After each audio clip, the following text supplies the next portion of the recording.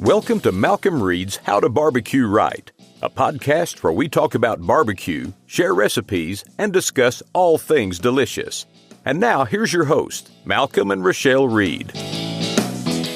Hey, welcome back to the How to Barbecue Right podcast. I'm your host, Malcom Reed, joined by my lovely wife, partner in crime, and the brains of the operation, Michelle.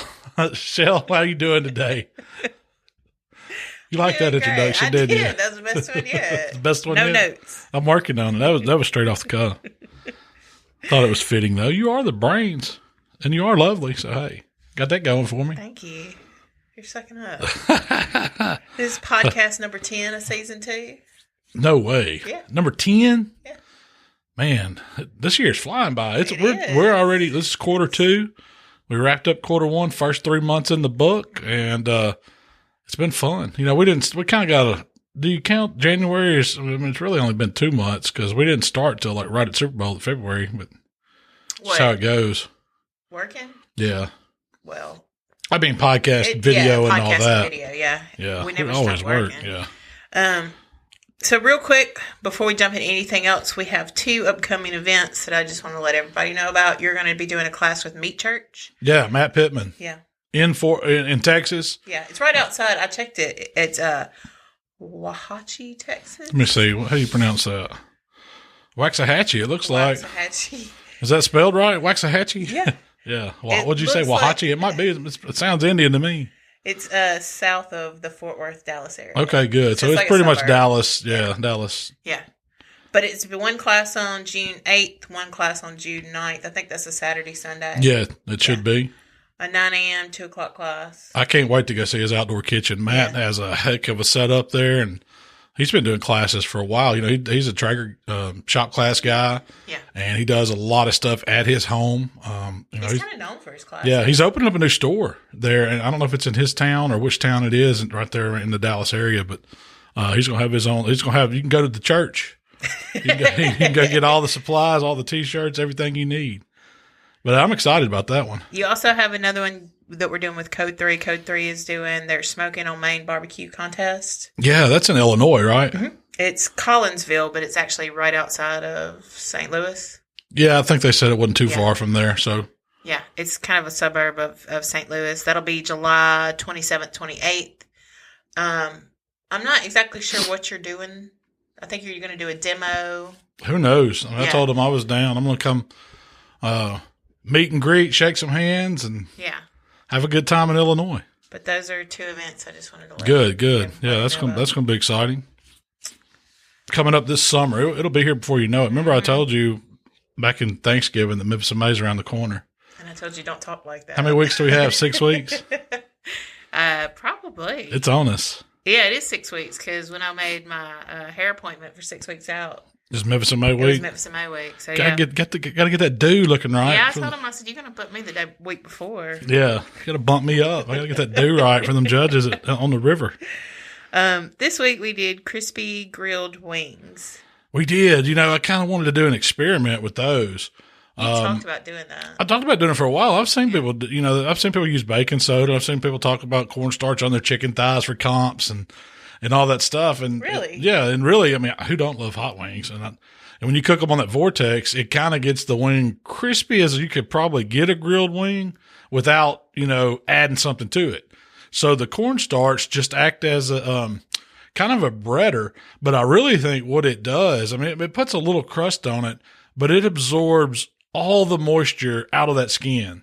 Cornstarch is real powdery. It's a real fine powder. And I think it just pulls all that surface moisture out as that chicken's cooking, gets it away from it, and it just turns it into a crust.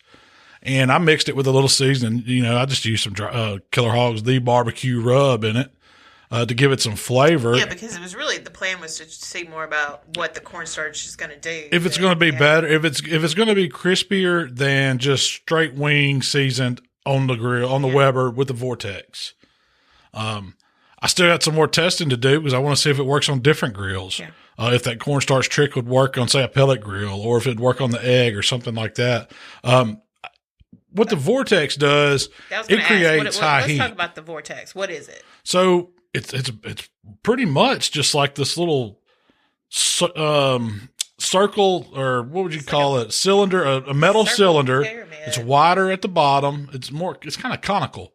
It's wider at the bottom than it is the top. So all the heat's kind of forced up this metal cone, and then it throws it up into the lid of your grill, and the heat comes down around the outside. So you don't cook directly over it. It's 1,000 degrees right over that fire. The way that, like you said, a volcano, it's kind of got all that heat going straight up the middle of it, and you cook around the outer edge of the grill, and it works perfect on a Weber. It's like set up for a Weber, but it would work. I mean, they sell those things for all kinds of grills. You can go, what's the Vortex website? We sell some of them on our site. No, we sell all 3 sizes. They have 3 sizes, small, medium, large. Yeah, they pretty much, their little chart says kettle grills, big green egg ceramic cookers, and then a UDS. Okay. Oh, they work in a drum too. I Okay. guess, Yeah. yeah. I don't see why not. Yeah. But yeah, they work fantastic on a kettle. I mean, I think that's one of the best accessories, other than that, the Santa Maria attachment. What's it called? The Gabby Grill, Gabby Grill attachment, and some grill grates and a Vortex. Man, I'm surprised Weber hadn't jumped on that train and started making their own versions of those, because it works so well. But those wings, so I compared and contrast them. Okay. And I just kept it straight simple. The only seasoning I used was the barbecue rub. And one of them had it mixed with cornstarch to give me that breading on the outside. The other was just straight on the chicken. I ran them about 30 minutes total cook time on the Vortex Weber, and they were done. And then I tasted them just straight off the grill, one versus the other. And, of course, the crispy wing was crispy. I thought that you didn't get a cornstarch flavor, but it was kind of bland, because I didn't put a ton of seasoning in the cornstarch. And so the cornstarch, it just kind of, it was neutral flavor. It tastes like chicken. It tastes like crispy fried chicken on a grill. I mean, you could get some of the smoke flavor. You could get some of the grill flavor. Yeah. But for me, I needed to kick it up in the season department. I agree. But I also made a wing sauce, and I had every intention on tossing the wings anyway, because that's how I like to eat them. I made up a spicy garlic sauce. It was kind of my take. If you've ever been to like Hooters or Buffalo Wild Wings or any of these wing joints that has spicy garlic as one of theirs, it's kind of a mid-level heat sauce, whole bottle of Killer Hogs hot sauce, stick of butter, some honey, a little bit of Worcestershire, some granulated garlic, some granulated onion. That's all there is to it. Thickened it up just with a little cornstarch slurry at the end, so it's not just a thin sauce. And then I just tossed the wings in it. I mean, just like you would any hot wing. And that's what made those crispy wings shine. Yeah. When you put the sauce to them, they had all that flavor. You still had the crispiness. You still had the grill, the smoke flavor, and they were awesome. They were above and beyond the just regular seasoned wing. And even though I tossed some of them in the sauce, they were good in the sauce too.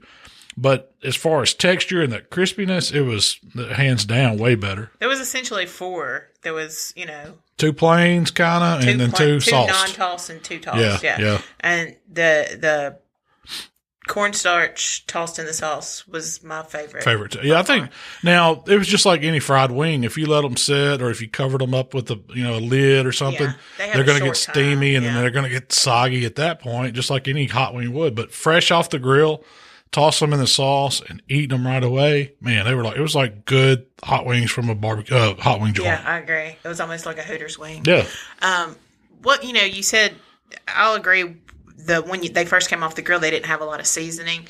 It was kind of plain. You didn't taste like cornstarch or floury type tasting. It was just plain chicken. Yeah, just plain fried chicken. Kind of tastes plain.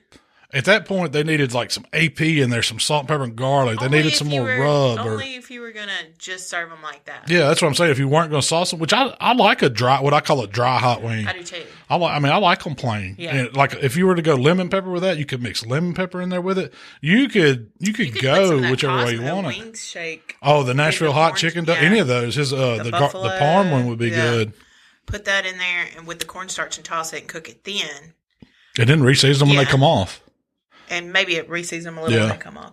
But see, I don't like too much seasoning on your wing and then dipped in a sauce, because it almost sometimes they can fight each other. Yeah. And it's not the best. So the plain wing that went into that awesome wing sauce. It was awesome. I thought they were really good. I made a blue cheese dipping sauce to go with it. You put a little goat cheese in that blue cheese, Jay. It had a little bit of goat cheese in it.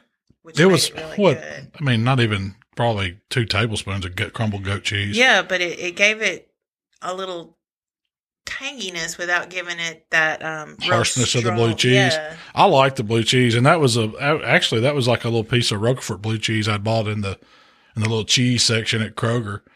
Crumbled it up myself. I didn't use the little tub. Sometimes I just buy the little tub of crumbled blue cheese, but this was actually like a slice of it. I crumbled up mayonnaise, sour cream, squeeze of lemon juice, a little AP. That's all there is to it. Yeah. And we just kind of... It's so much better than a store-bought dressing. Gosh. You can't buy one that's that good. And it has a better consistency because I used the sour cream. It's not, sometimes you buy a salad dressing like a ranch or a blue cheese or something, and it's just too runny. Yeah. I don't like, if I'm going to, it needs to be more like a dip consistency to me to go with wings or to go with the celery and carrots that I serve it with. So that's what I went for. Well, I'm ready to do some more wing experimenting. Yeah. I tell you that. I'm down for that. I love hot wings. Yeah, it was pretty quick and easy. Really, it was a 30-minute cook. Yeah, I did, and I used whole wings. I disjointed them myself, cut the tips off. A lot of times I'll just cook the whole wings. Yeah, if you weren't doing this experiment, I'd like for you to try that. Whole wings. I want to do it with the whole pieces of chicken. Like thighs and see how they turn out, or chicken legs, whatever. That was one of the just to get them questions crispy. I mean, we can do it. We're gonna do a full 8-piece grilled fried chicken. So could you season them really well and then roll them in your cornstarch or whatever? Well, that's another experiment. See, what I was thinking is soak better? them in the buttermilk and hot sauce. Like people do when they do hot chicken, Mm-hmm. or I mean, fried chicken. And that way you got some tenderization going on, and then dry them off real good, and then do the little cornstarch thing with them and roll with it. Yeah. So could you do this without the Vortex on a kettle or any other type of charcoal grill?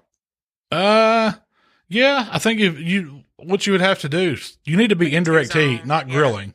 And then you've got to get that heat up. So I've never checked the grate temp. I mean, the Weber has a thermometer in the lid, and it's always 650 pegged out, And so whatever I would guess grate temp, for chicken wings to cook to done in 30 minutes, it's probably, 450, 475. You think about it. I mean, that's pretty damn hot to cook them that fast. I mean, so that it's hotter than you would think, but it's not direct heat.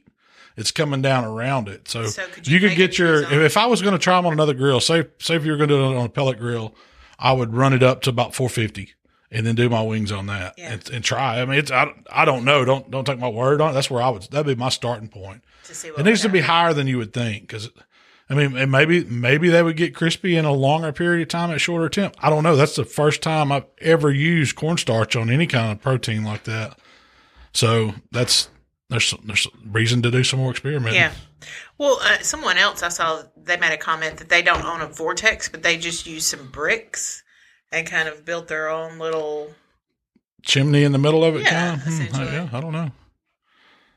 That's interesting. Yeah. Could you do it on a gas grill?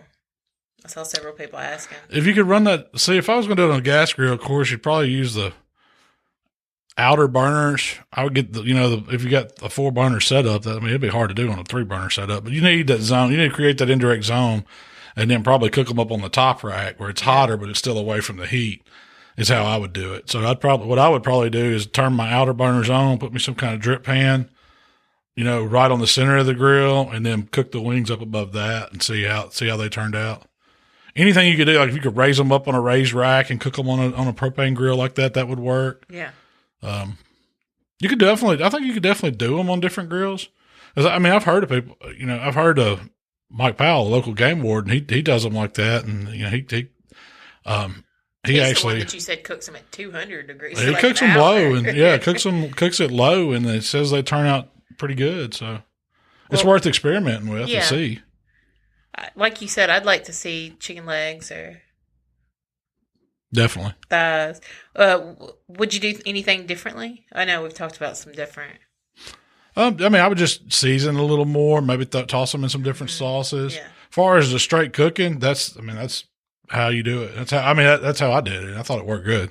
You could definitely. That's my jumping off point. Yeah, do a lot of wings that way, and when they come off, toss them in 2 or 3 different. Yeah, sauces. Serve them in different sauces, or you serve have some very different wings.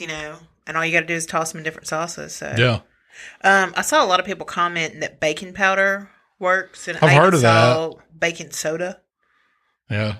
I don't know about baking soda. I don't either. Maybe they meant baking powder. I would think so. Yeah. I don't know about baking soda. Yeah. That doesn't sound. I wouldn't want to eat that. Baking powder, I could see. So last weekend. Well, is there anything else that you want to talk about that particular? Not on the wing recipe, other than chicken wings are awesome. I'll just go ahead and say that. And probably my favorite really piece of the chicken. Like you could pull it out. I hate when I get a wing and it's not. Oh yeah. Cooked enough. It's done at 165, but it's not done because, you got to gnaw it off the bone. Yeah. I want to be able to pop on, pull the meat off the bone, pull one bone out and then push it down. And that's how you eat it. I need to do an Instagram video on that, how to eat a wing. Yeah. Like a man, like a grown man. You did. Serious. I did in the video. Yeah. That's how I eat them, man. I pull that bone out, separate that joint, pull that bone out, push it down, and then take it out. And you got clean bones. I order all flats too. Flats is where it's at. Flats is where it's at. And they say it's going to be extra for that. Rick Ross, that's what he says. Flats is where it's at. He knows a little something about wings. He got a bunch of wing stops. He's the wing stop man. So last weekend we cooked an SEA event. Michael put the smackdown on this. Again. Man, that's 2 contests in a row he's beat me. He got 7th. He got him a check this time. That's the first time he's cracked top 10. He got 7th place out of 70 plus teams. And this wasn't the grown men. Cook. Yeah, this was the regular. Technically, I entered the contest and I got 7th place. Yeah, I saw they had the little name scratched out where they was writing his name and they had to write your name in it. Because you have to be 16, I think it is. 16 or 18. To officially enter on your own. But they don't say how old you have to be to cook it. Yeah. And he did it, man. He picked out the steaks. And every time I've let him do more and more, like the first few times I helped him pick out the steak. This time he picked out the steak. I took him to Kroger and the meat case, and he's like, okay, Dad, I'm going to learn how to pick out the right steak. So we went through, I made the butcher move some, and so we could see him, and so he was ready. He was ready to pick steaks. Yeah, and he didn't even want me helping. Yeah, he liked that. He thought that was a challenge. But then he come back and he trimmed them, he tied them, he did everything. He seasoned them, and then he cooked them. I mean, he didn't start. Well, he actually wanted to start the fire, but I think Waylon started both fires, the grills. And the only thing he let me do was run the clock for him. Now, right at the very end, I don't know if you noticed, you took the picture, but I had some little ground up steak rub. I hit them with it at the end while they had just buttered them a little bit, and he yelled at me, but I got him 7th place. It didn't work for me, but it worked for him. That ground up steak rub is good. Man, it is. I wish we had a way to get that produced. Just ground up steak rub. It'd make a good brisket rub, I think. It really would. Yeah, it's peppery. It brings out all those different pepper notes in it. That's why I like it. But it disappears. Like when you dust it on, like the steak rub, it's chunky. It's got some texture to it. It's supposed to kind of create that steak bark. But once you grind it, it just goes to a powder, and then it just kind of disappears, but it leaves that flavor on it, and it's really good for a little pop at the end. So it's a steak or a beef finishing rub. That's what it is. We had terrible weather. Well, it was okay the morning, but it was cool. The sun never came out, but then the rain and storms came at the end, right after that last turn in of ribs. We didn't cook ribs, but Heath got a call in ribs, and Tennessee Mojo got a call in ribs. Yeah, they were 3rd and 4th or 4th. And, I think so. Yeah, Heath can cook a rib. Man, yeah, he was cooking on that new Traeger Ironwood. I did some Sunday when I come back home. I was, everybody's cooking ribs. Everybody's cooking. Yeah, I didn't get to try any, so I said, I'm kind of rib hungry, so I went to Kroger and grabbed a few racks of baby back ribs. I didn't do any. I jerked the membrane off of them, seasoned them with some AP Swan Life and the barbecue rub, and ran them. No, it was hot rub first. I put the barbecue rub on them at the end. Yeah. In the wrap, I put some hot rub and a little Captain Rodney's the sweet tea glaze, and that, man, did you see how pretty those ribs are beautiful? I really think it was putting that was rub. No filter. Those pictures, you can see it in the video. There's no filter, no saturation. People said, "Oh, you jacked with the color of those pictures." No, I didn't. Those were. That's how they looked. I jacked with the color a little bit. I do it on every single picture, but on the video, I mean, it was... The video showed it all, do so much with, Yeah. I'm jacking with the color on my pictures. I don't like that mess. I do all of them. But the ribs are... Do you think maybe putting the hot rub in the wrap helped give it that color? I mean, yeah, some. Yeah. It does, definitely. And then you pulled them out of the wrap and dusted them. I wouldn't even say heavy. Maybe no, you just go light. Yeah. Yeah, of the barbecue rub. That's right. And then let it set for what? Maybe 7 minutes. But I thought the color was as pretty when you first pulled them out of the wrap as it was after they set. They were. It was beautiful. I mean, they were. That's what I was. You couldn't beat it. I mean, those were some good.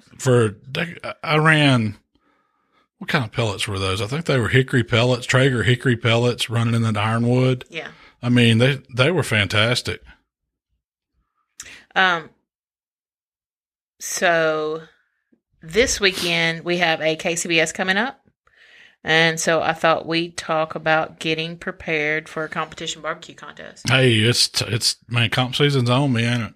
It's time. Yeah, I've got my checklist of stuff I got to do right here. Got all my totes I got to get organized. I got my shopping list. I actually went and knocked out all the shopping list before. This is the important one, though. It's all the recipes for the injections and the sauces and all the trick stuff that I take with me.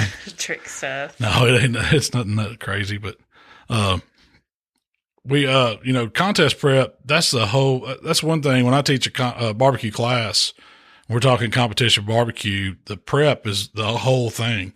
It's how it sets the tone of your contest, So what my main thing is, I want to show up with everything I need, nothing extra, and have all my meat trimmed where I don't have to do it there. Know that everything I need's in my trailer or with my truck with me. So when I get to the contest, all I got to do is go to work cooking. There's no trimming. There's no having to make sauces, make injections, all that stuff. I don't think you have to worry about it. I mean, that's just the easiest way to do it. It makes sense to me. If you do the prep ahead of time, you're already setting yourself up to win at a contest. I mean, so this one's the first. We hadn't cooked a KCBS since September. I think Murfreesboro, Illinois was the last one. So, I mean, we've had stuff in our trailer that was, stored in there in the winter. I've had to go through, we're going to go through that. You haven't found any critters, have you? No. I put some ant traps and stuff like that in there, but there's, That's not the type of critters I was talking about. Oh, what are you talking about? Like mice or something? Yeah. No, there's no food or sauce or rub, I don't think, in there. But it's just, it's a kind of, when you got so much barbecue crap, it's a catch-all too. I mean, stuff just goes in the trailer. But I have to get everything together today. Knives, totes, you name it. Thermometers, my probes. Have you washed the sheets? None of that's done. All this has to be done tonight. Oh, gosh. And we get to trim chicken. I've already trimmed all the meat. That's done. That's a done deal. That yesterday. Shout out to the butcher shop in Pensacola, Mr. Kevin. Man, he sent some beautiful meat. I called him up, I guess it was last week. Told him I had a comp coming up and I needed some good stuff. And, the brisket, he sent me one of those A9 briskets. It was like 17 and a half, almost 18 pounds.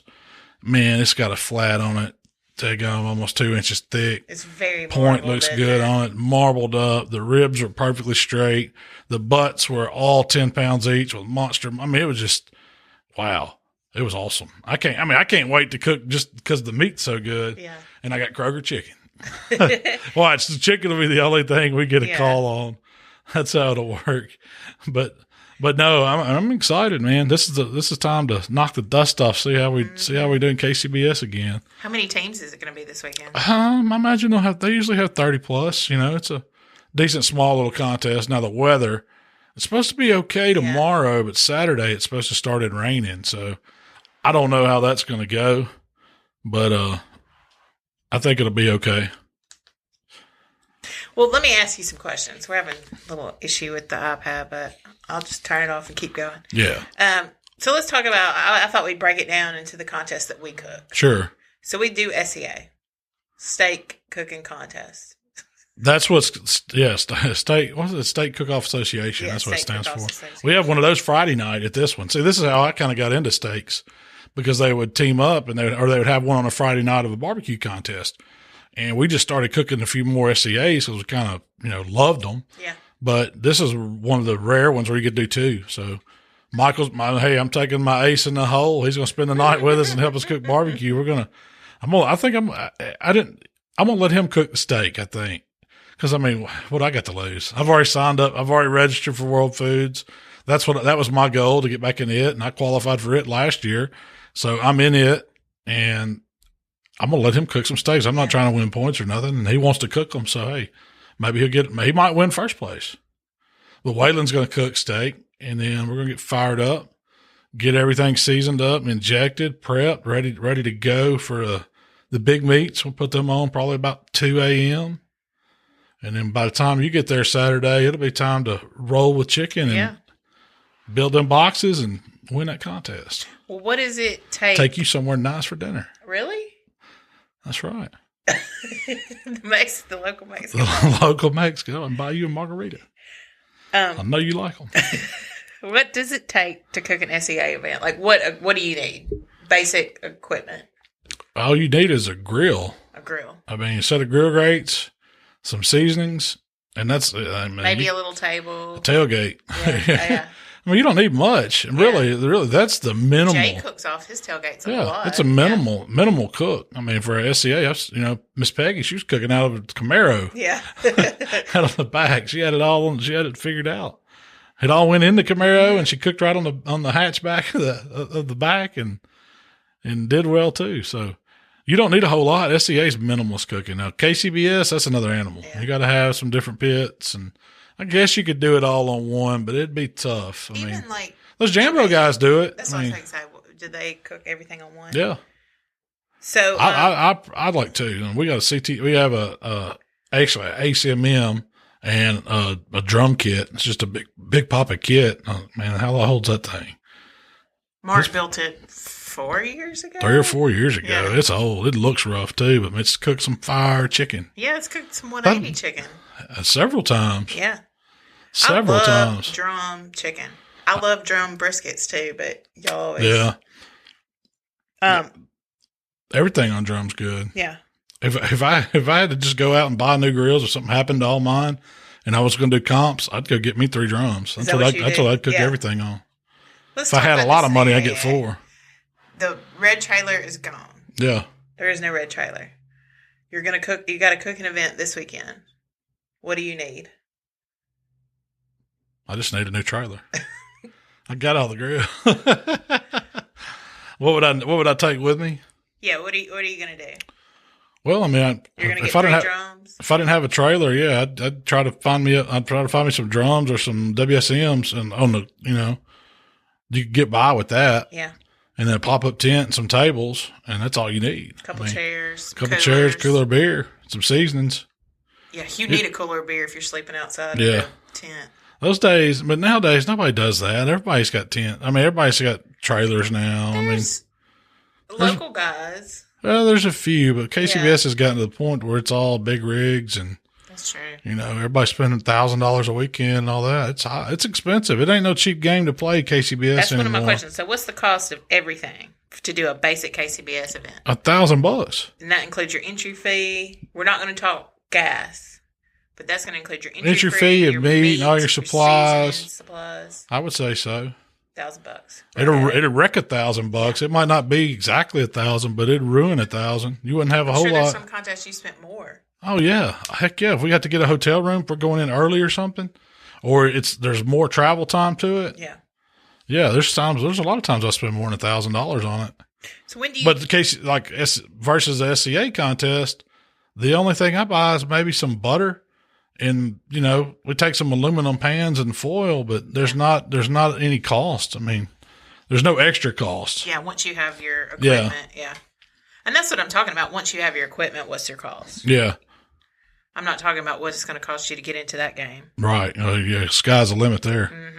So when do you decide to cook a KCBS contest? Like I'm sitting down making out the schedule. Usually February, March, I'm starting to look at them and see. I'm not cooking around here. I don't like to cook them until it starts getting springtime.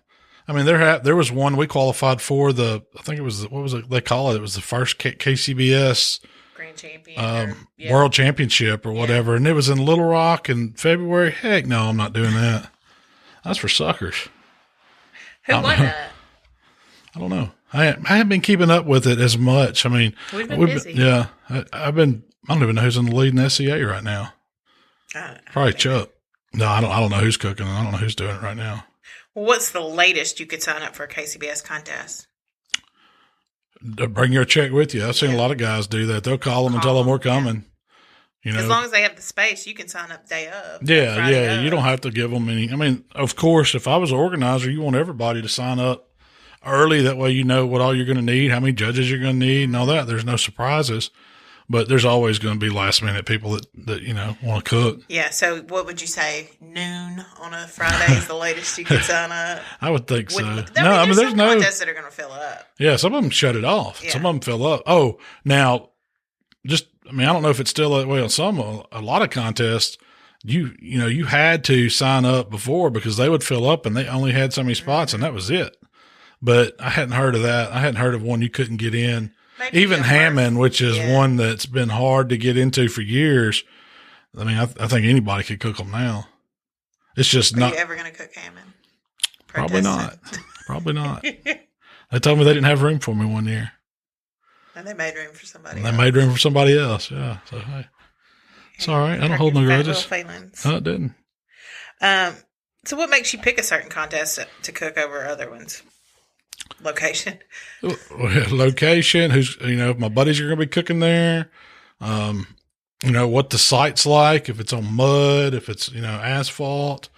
If there's any cool stuff around it that I want to do. Like we like to go to a restaurant or something on Friday night or, whatever else is going on. If there's kids things going on where I can bring you and, Michael wants to go.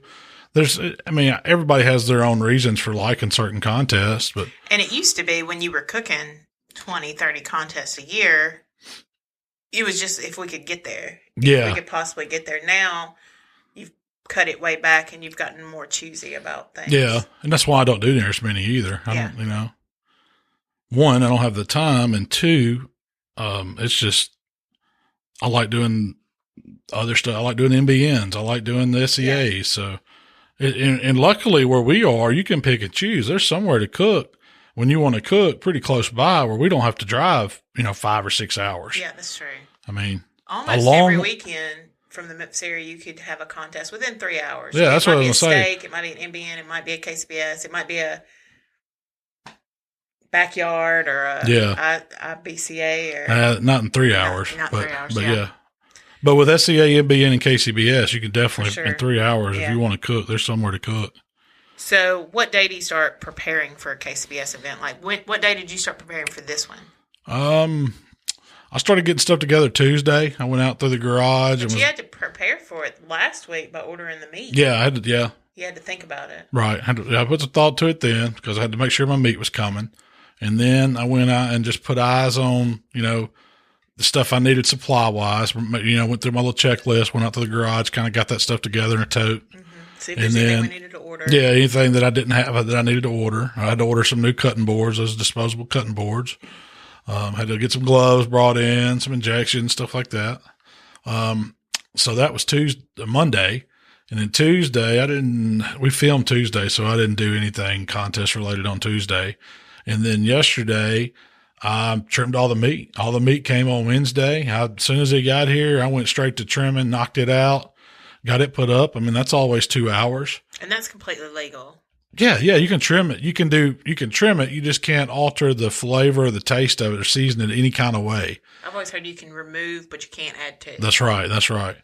And so the only thing left to trim is chicken. And usually that's always the last thing. Mm-hmm. But just because chicken, if anything's going to go bad on you, it's going to be chicken. Yeah. And so a lot of times you'll wait till Friday morning, right before we're leaving to go ahead and trim that chicken. And I procrastinate a lot too. But I'd like to get it done on Thursday night. That's ideal. When we were doing it every single weekend and I was in a pretty good flow of it, it happened Thursday night. Yeah. So Thursdays. It's very rare it happened Friday morning. Thursdays are always loading the trailer, getting all the supplies in there, getting the cooler ready. Everything. It also depends on what time we're leaving Friday morning. Yeah, and then making sauces, injections, and all that stuff that has to be done. That's another couple hours. And then we load it up Friday morning and get on out of Dodge. So it's not, hey, we're going to cook a contest. Let's just go. Yay. No, it don't work like that. Not if you're going to be serious about it. Yeah. So let's talk about what you do before you even leave for the contest. You get your meat, you trim it. Go to the store and buy everything, resupply. Yeah. Get the trailer ready. Yeah. Gas up everything, trim all the meat. Make all the injections, sauces, and glazes. Get the garnish washed and cleaned. Yeah. And that's about it. Today? I did. I got the lettuce, got the parsley. They didn't have any good parsley at Kroger. Yeah, We've I'm got gonna have to look for tomorrow. But that's all part of the prep that you don't want to be running around doing after you get to a contest. You want to have all that stuff done. And that's something that have you ever showed up to a contest completely unprepared? Yeah. I learned over the years not to do that. Yeah. It used Show to be up with a pack of chicken. the ribs and meat. No, just straight from the store. Yeah. Trying to go there and cook and knowing you've got to trim it all. And when we started coming up, that's how you did it. MBN contest, you didn't show up with anything. We didn't know to show up with anything trimmed. Yeah. We did it. I mean, you prep a hog, you prep it right there on site. Yeah. You do shoulders, you bust them out and clean them up right there. Ribs might be the only thing that you had a little, double cutting them or, knocking that chine bone, all that, straightening them up. But that might have been the only thing we would have showed up doing. But the rest of it was all on site. So we translated that over to KCBS. Oh, we got to do this here, Yeah. We got to prep our chicken. No, I figured out quick. This stuff is stuff you do at home to make it easier on you to where you can focus on winning, That's what it's all about. I mean, of course I want to go and have a good time and all that, but heck, if I'm going to cook barbecue, I'm going to go to win. I ain't going to play. Serious. We used to go to play. I used to. There's Waylon right now. He's trying to get the game plan. I'm going to have to put him on pause.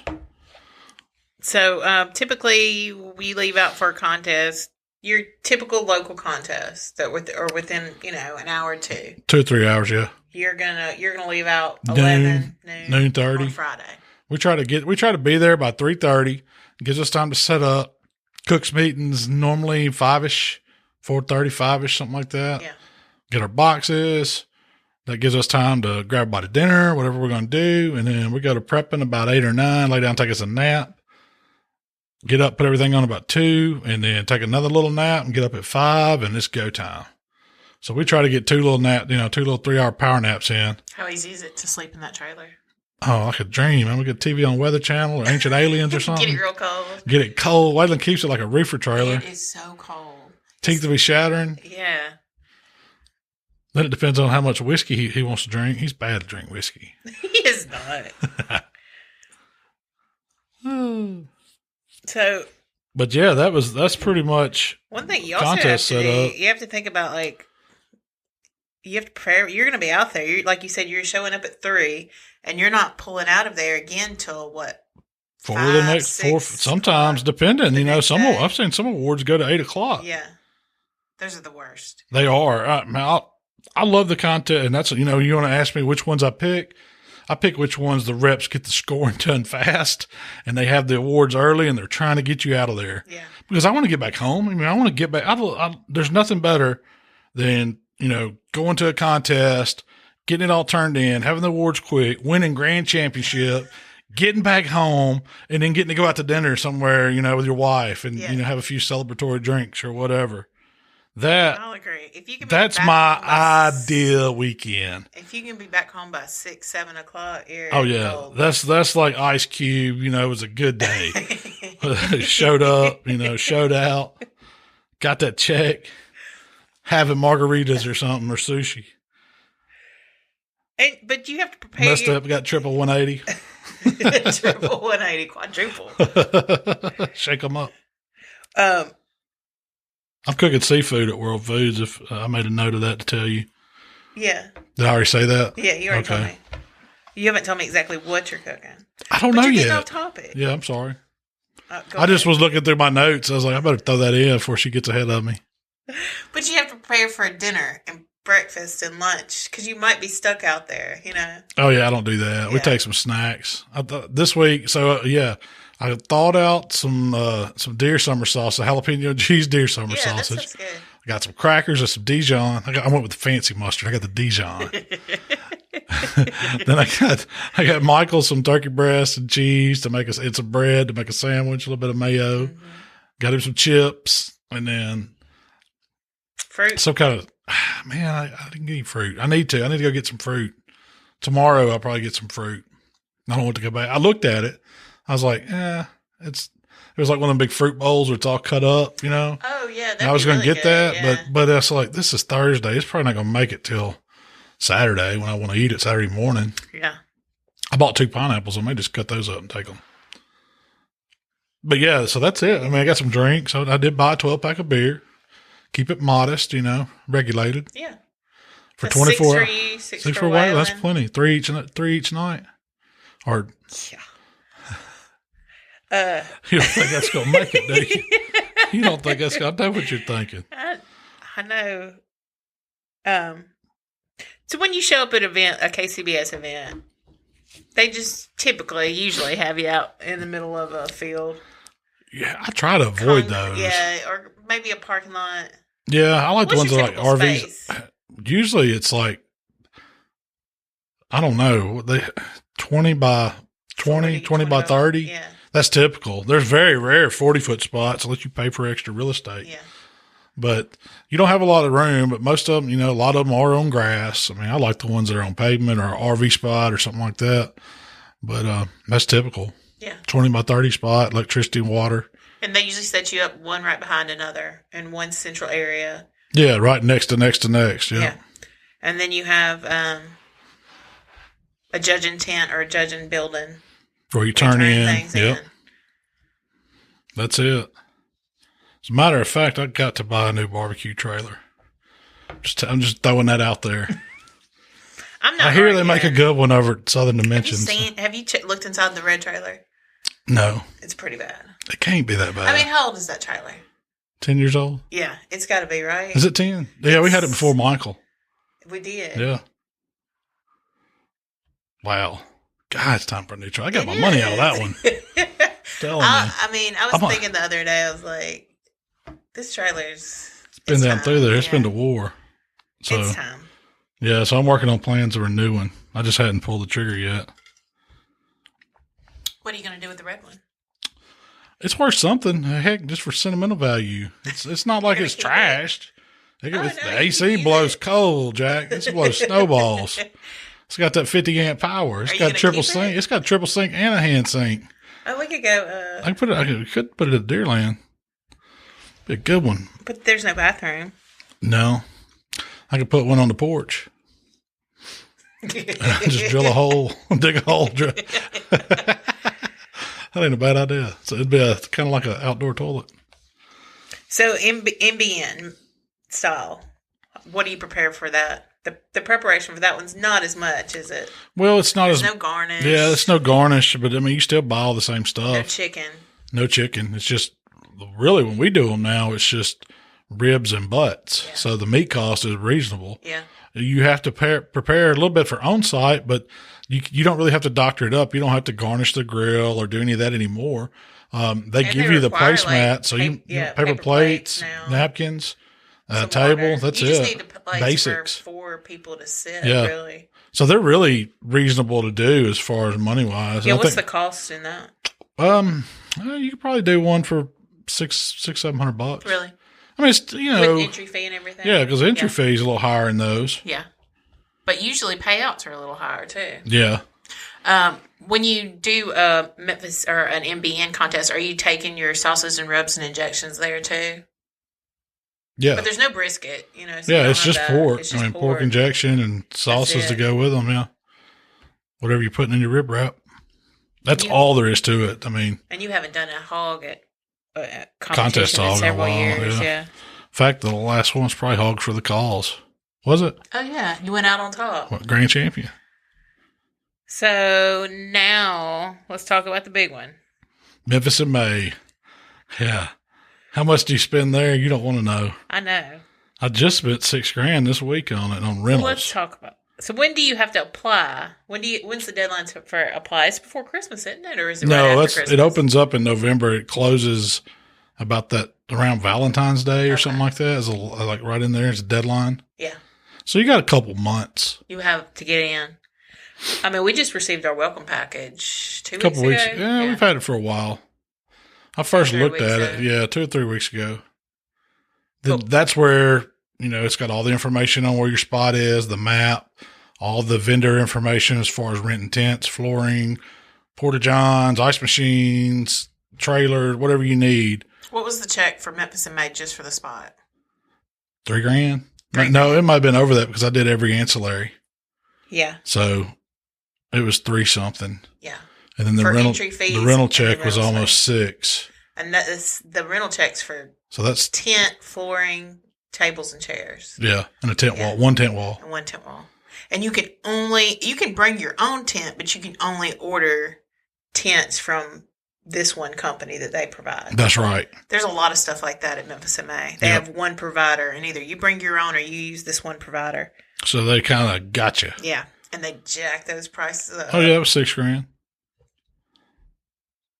And that's when do we start planning for Memphis? I mean, it's on our list every week. Yeah, we got something we have to plan. We started, right after Christmas. Yeah. I mean, it's thinking about it and working towards it, but it's time now. I mean, we're weeks away, so we actually go down and start working on our Memphis and May booth the week before, right? Yeah, the Saturday before is official, set in, load up. Taking Jolene to the river. She's going to be down there. Looking fine as hell. I get a picture of you and Jolene. 2 women in my life. Is it bad that my pit's a woman too? That my prize pit? A lot of men name their cars after women, okay, right? Yeah. You're not really a car guy, really. I like them, but they're okay. More of a truck man myself. But you know what I mean. You don't want to love on Frank. Frank. That's right. Yeah. Look at old Frank here. We'll spend some time with him. Man, old Frank out here smoking. No, I'd rather be out there smoking with Jolene. Sounds better. It does. But we actually have to go down there. What I was fixing to say is we could have spent more to get a spot closer to the river. Oh, yeah. I didn't even get a river spot this year. We just have a regular rip. Now, I did get the largest real estate spot. It's 34 by 54. There's even a bigger one. It's like a corporate hospitality type booth. Oh, that one probably starts at $10,000 or $12,000. Yeah, I wouldn't even think. Man, can you imagine spending that much? You have to have You'd be catering or doing some kind of. Yeah, you'd have to have. This ain't coming out of your pocket like we did. We didn't. Even, there's no sponsorship dollars with us. So it's all. Yeah. So that's why it's kind of gets you. But we go down there the week before, usually a Friday or Saturday or Sunday, depending on what your dropped off date is. And you drop your trailer. Saturday is everybody's. Yeah. And then you can start working on your booth. And it starts Wednesday? Yeah, it starts that Wednesday. It used to be Friends Day, but now it's just wide open. Mm-hmm. So, do they do a Friends Day on Tuesday, or is it just it's just wide open? It opens Wednesday and closes Saturday. And we go down there pretty much every single day. Every day. Yeah. I can't wait. I'm excited. I'm ready to cook ribs. I mean, I plan on doing a lot of social media stuff down there. I want to have a podcast there if possible, at least record one.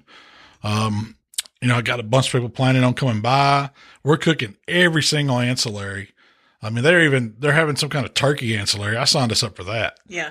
And it's going to be fun. I think if the weather cooperates with us, you know how it is.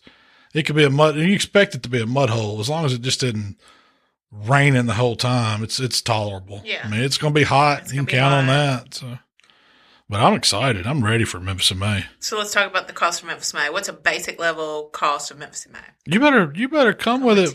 Yeah. I mean, could you do it on bare budget? We've ever done Memphis in May. Probably when we did patio. That was backyard. Yeah, we did it for $25,000, $3,000. Yeah, something like that, $3,000 or $4,000. But your spot is a 10 by 10? It's not big at all. Yeah, it's tiny. I think our master bedroom is bigger than Yeah, this, so I think it's tiny. You remember that? But at least we spilled out in the road. Yeah, that's the thing. If it wasn't for that, you couldn't do it. I mean, it's the smallest tent yeah, possible. It might have been 10 by 15 or something like that. It's something crazy small. You can put up a pop-up, like an easy Yeah. It's not trailers. Those grill sizes are limited there. Yeah. And so you can, a drum or, we cooked on a party, backwoods party at that time, I think. So. Did we do a bunch of ancillaries? I think we could afford it. We did seafood because Chef Steve come and showed up and did seafood. And I'm sure we probably did sauce or something like that. But yeah, the absolute cheapest you could do backyard would probably be, and that was 15 $3 or $4 grand years ago. Yeah, that was in 2005. 6. Was it 6? Yeah, because that's when we won. Okay, 6. Yeah. Man, how long has that been? Wow. 12 years. That's a long time. 13 years. Yeah, 13 years. Calculated inflation. This will be our 13th Memphis in May. We're going to call it 14th. Don't be superstitious. Yeah, we're going to call it 14th. But you're going to spend some money cooking that big one. Yeah. Memphis in May is no joke. What do we have coming up? Oh, you were talking about World Foods. Yeah, I've signed up for seafood. I'm getting in that. I'm getting in that mindset. Mark Williams is having a big crawfish blowout at his house. I don't know if I'm supposed to tell the world, but he says everybody can come as long as you got $20. Had to contact him for directions. Yeah, I'm not going to be responsible for that, but I will put it out there. I'm going to be there. Anybody wants to come out and meet me?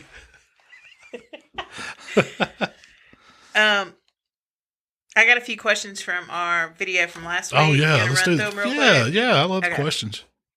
So this was for the rub recipe that we did with Shane and Townsend Lynn. No. Yeah, Townsend Supply. Shane and Lawson Lynn. Townsend Supply and Spice. That's right. So Anthony wants to know why the white sugar instead of brown sugar. Is there a big difference? I would say it was probably a moisture content thing, because when you get brown, now, this is just from my experience making rubs, because when you use brown sugar, it makes them want to clump and it gets real sticky because brown sugar has a lot of moisture in it. So I would think white sugar flows more. Yeah. You know? And even in the video, they said you could add more. Yeah, you could use brown if you wanted to. You could substitute it out. Yeah, I used to do that. Brown sugar's in mine. We just have to use like a granulated, or you have to dry it out first, like put it in the oven or something, dry it out, dehydrate it, and break it up. If you were going to mix it up and use it right then, it probably wouldn't be. Yeah, it wouldn't be bad. No, it's just, you can mix it up, use it, but if you store it, it's going to go to clump. They use anti-caking and stuff like that to keep them from doing it when you're planning on shelf life and stuff. Actually, Townsend doesn't. He don't believe in the junk. Yeah. I asked them, do y'all use it? And they said, no, they don't. They never had to, but it's because they're not using wet sugar. They're using regular sugar or some kind of granulated product. Someone had asked, could you take the sugar out? And Lawson actually made a comment on there that said, if you reduce the salt in half when you take the sugar out, it makes things much better. Okay. Which makes sense because you need the salt to balance out the sugar to balance out the salt. So cut that salt back when you take that sugar out. Yeah. We were talking about diabetic recipes.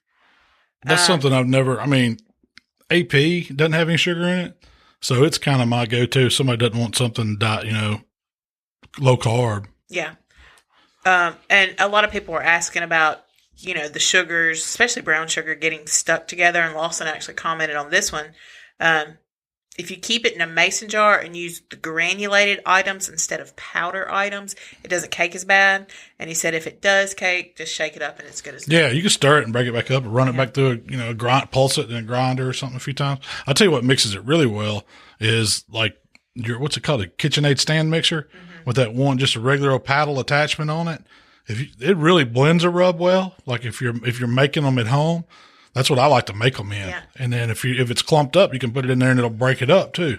And it's just good as new, as long as they're still fresh. Yeah.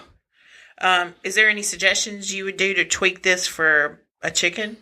I thought that was a good rub for a chicken rub. Yeah, that's really a good. Extra salt. That's a pretty good chicken rub. I mean, it had the components. When I think of chicken, I like to have the garlic and the salt. That's my main thing. The sugar's okay in chicken, but really it's about garlic and salt. I agree.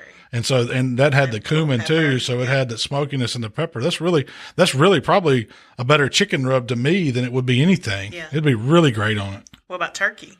Yeah, same. Yeah. What about beef? I don't like sugar in my beef rub. Yeah. I mean, a little's okay, but I don't like my beef sweet. So that's not my thing. What about fish? Like if I was going to tune that for fish, yeah, I'd probably pull the sugar out for it too, and then pull out some of the chili and stuff like that. Add some citrus, some lemon pepper, some different, some different herbs in it that go more with fish, like dill or, something like that. With the turkey, you could add some herbs to it. Yeah. That make it really good. Have you ever added celery seed to brisket? And what do you think about it? I've never added celery seed to it, but you could. It would go with it. I wouldn't get crazy with it. I like coriander in my brisket rub a little bit, and it gives it a really good flavor. Which is I can see that. Is this I didn't understand this coriander question. comes from cilantro. Yeah. I didn't know if you knew that. There's a lot of things you don't know. There's a lot of things I don't know. I'm forgetting every day. I'm forgetting how to trim chicken right now. I'm going to remember that real quick. So this one says, is your chili powder a mix or is it pure chili powder? I don't understand that question. Is it like ground up chilies or is it some kind of combination of? I don't know the answer. Yeah. I would assume it's a combination of. Could you use either? It depends. I mean, I don't know. Some ground chilies would be super stout. Yeah. Remember there was a guy at Memphis one time, he was from Turkey. He brought over some ground chili. It was some ground chilies, like a chili seasoning, but it wasn't like a combination. It was like some real stuff. And man, that stuff was so hot. That was the worst mistakes of my life. Sticking my finger in there, and he's like, he wanted me to try it because he tried it. It's like, God, this dude can eat anything. He can eat fire. A fire eater. It was so hot, but it was just some ground chilies, and he just added it to a chili, made a powder out of them. Yeah. I don't know what kind they were. From Turkey, I didn't ask no questions. I was just hunting something to drink, and it burned for like an hour. I didn't know that. Yeah. Recently? No, this was like Memphis May, circa 2009 or something like that. My wild days. Can you use smoked paprika in the place of regular paprika? Yeah. I mean, it gets a little strong. I agree. But, I like paprikas in combination. I like to use a Spanish, but I like, kind of a California sweet paprika. I like a smoky Hungarian paprika too. So, but I like using them in combination so you get some of the all effect. And what paprika really does, it leaches off oil onto the other ingredients in there. And so that's where you get a lot of your color from in rub. And what I would do when I used to hand make it, I would put my sugars and my salts and anything that was kind of lighter colored in a bowl. Then I would add my paprika and I'd put on gloves and I'd take my time and rubbing it with my hand and just getting all those oils from the paprika onto it. And that's how it got such a beautiful color. And I learned that, that's what's picking it up, kind of that oil resin off the paprika. That's neat. Yeah. And Lawson also said that paprika attracts smoke flavor too. Oh, yeah, I can see that. I wouldn't really want to add more. I wouldn't want to add that fake smoke flavor to a rub that I was fixing to use for real smoking. I hate that fake smoke flavor. You know what I'm talking about? Yeah, like artificial or whatever. Yeah, there's a Chipotle I don't use it in anything. Yeah, chili seasoning down there. It's some type of Chipotle seasoning that you have in the cabinet, and I've grabbed it before and used it. And, the McCormick's or something like that. Yeah, it's just a generic. Yeah. How do you know when your rub is expired? Does there smells or taste? No, it doesn't really get bad, does it? It just loses potency. They only have seasonings like that only have so long a half-life before the air, makes them go bad. If you can get all the air out of it, reseal them, vacuum seal them and all that, they'll last, long years. But do they ever go like rancid to where they're spoiled? I don't think so. Yeah. I mean, now I have seen some like in our old house, we had a spice cabinet that was right by the stove. And some of them, heat would come up there, moisture would come up there from cooking or whatever, and it would change some of the ingredients just over time, and they would kind of melt and get thick and clumpy. Were they spoiled? Probably not, but they sure didn't look like anything I wanted to use. Yeah. But, most everybody, that you see, like you talk to chefs and stuff like that, they don't use stuff over, 3 or 4 months out and no longer than 6 months. They want fresh everything you can get, fresh as you can get. Yeah. And so when I'm cooking barbecue, that's the way I am too. Of course, do I have a ton of, there's no telling how many pieces of bottles of different seasonings we have in this house. When but I opened up the cabinet this morning and 12 things fell on top of me, I was like, it's time bad. for us to clean. Yeah, it's spring cleaning time. Yeah, it is. With a spice cabinet. This person said, I love pecan rubs. Could you grind pecans into a powder and add it to a recipe? I don't know. Recipe. That would be interesting. Wouldn't it have to be like a pecan? I don't know. I've seen How them. do they get that pecan flavor? It's artificial. It's like some kind of oil they treat probably the sugar or some of the ingredients with to get it. It's super stout. Would real pecans I don't know. or real nuts burn? I've never explored. I don't use those a lot. The nut flavors. I mean, if I was going to do that, I'd get it more from the wood than trying to season the meat with it. I think that's. You're so smart. I mean, I've seen people use. Thank you. I've seen people use pecan hulls, burn them on the fire to get more of a pecan flavor. Yeah. But I mean, there's some pecan rub we sell. Heath has one. It's pretty good. I mean, it's not something I use all the time, but it's okay. He uses it a lot on his. He uses it on everything. Yeah. This person says, what type of salt is best for a rub? Table, kosher, C? I think kosher. Iodized? Yeah. Yeah. I always try to go with kosher just because it doesn't, I guess it doesn't have the junk in it that iodized salt does or whatever. They treat it with a chemical to do whatever they do to them. It's just in its purest form. The best is probably some kind of Himalayan salt, something that just comes from the earth that hasn't been altered. But you'll notice a lot of times those aren't as salty. But I mean, they're regular old table salt like Morton's is super salty. Yeah. But then you get something like that and they're not as salty. But I would just if I was going to buy one, just stick with a kosher salt. Yeah. That's the best way to go. This person says, how about a barbecue sauce recipe, Malcolm?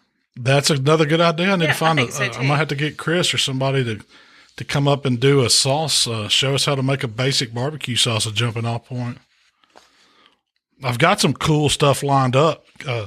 Kevin from the butcher shop down in Pensacola sent me all kinds of stuff this week. Did you? Yeah, I got. What did he send you? Some monster plate ribs or beef short ribs. Okay. That's what they are, beef short ribs. You think the dino bones you see, the Fred Flintstones are the ones they tump the car over. That's what these are. But this is like a whole. There's 4 of them in there, 4 racks of them in that pack. They're 3 to 4 bones. Not a whole No. They're 3 to 4 bones each one, big bones, and then they have the meat right on top of them, probably as thick as a brisket. It's a good 2 inches thick. So you cook them as a slab, or you're going to cut them into bones? I cook them as 3 to 4 bone piece, however it is. That's how they are in that pack. Then I got some Wagyu tri-tip that looks amazing. I got kind of something I know I want to do with it. I've been working on like this. It's a ground chili rub, molasses glaze tri-tip I got to work on. And I'm hoping it turns out good. Just slow smoke it or reverse sear it or what? I'll probably get a little crust on it, but it's mainly going to be smoked. Okay. It's not grilled. I'm not doing it grilled like most, most like time. Kendall did. Yeah. Yeah. Well, he did a reverse and then the sear, but I'm probably just going to go for that crust on the outside and glaze instead of trying to grill it. And then they sent me some whole rabbits. And that's going to be interesting. I got a few ideas what I'm going to do with the rabbit. And then also some pork loin. I was like, this is a big pork loin. It's got legs. Well, it was in a, yeah, the way it's wrapped. Yeah. And then there's some lamb shoulder chops that they cut for me. That's going to be good. So I got some work to do, man. I got some cool stuff in the freezer. Yeah, that's some different stuff. I'm excited about that. Well, what are you going to cook next week? I don't know. It's going to be probably one of those. One of those, yeah. But, the Beefer guys, we did some stuff with them, and that's when we get that edited up, that's going to be interesting because they cook some amazing salmon. Yeah. And it blew me away how good the salmon was on a Beefer. For those of you who don't know what a Beefer is, it's like this high heat broiler, like think of a restaurant style salamander, where it's got the super high heat at the top and you cook top down. And man, it put a crust on salmon like I'd never seen. And then the ribeye he did was amazing too. So that's going to be some cool videos. I like the veg. He did veg with the salmon. Yeah. It was really good. But that's about it for me. I mean, business as usual. Easter rabbit. We can do it with some carrots and put them up there and display them up. I only have like one recipe for rabbit. It's like rabbit and dumplings. And I don't even actually have the recipe. That's just the only. So that's the only way you've had it? Yeah. That's all I took notes on, man. That was it. Cooking KCBS this weekend. Hopefully you'll have a grand champion. That's it. To add to the trophy case. I add another one. I'm going to try my best to win 2. Steak. I'm going to let Michael win 1, then I'm going to try to win 1. And no contest next weekend. We're going to the Mudbug Bash for the Palmer home. I'm just going to give them a shout out because that's a good organization. It's kind of like our favorite charity of choice because it's local here in Hernando, and they take in kids that don't have families and make sure they got a good home and send school and everything they need. So, and they're raising money for it, so we're helping them out. Yeah, by going and eating some coffee. Yeah, having a really enjoyable time. Yeah. Real quick, Stephen Sherwood, Michelle wanted me to wish you a happy birthday. Happy birthday, Stephen, right? Happy birthday, Stephen. So I would sing, but my singing voice is kind of gone today. But that's it. That's all I have. That's it. Well, hey, where can they find us, Shell? If you'd like to connect with Malcolm, it's HowToBBQRight on Facebook, Twitter, Instagram, and of course YouTube. If you'd like to connect with me, it's Miss Southern Shell, Instagram. Pretty much just She loves connecting too. Hey, thanks for checking us out on the podcast today. We'll be putting out new videos all year long, new podcasts. So if there's something you'd like to see or questions you'd like to ask, send them to us, man. Who knows? We may answer them right here if they make the cut. We might wish you a happy birthday. Might miss you a happy birthday. Y'all have a good one. We'll see you next time.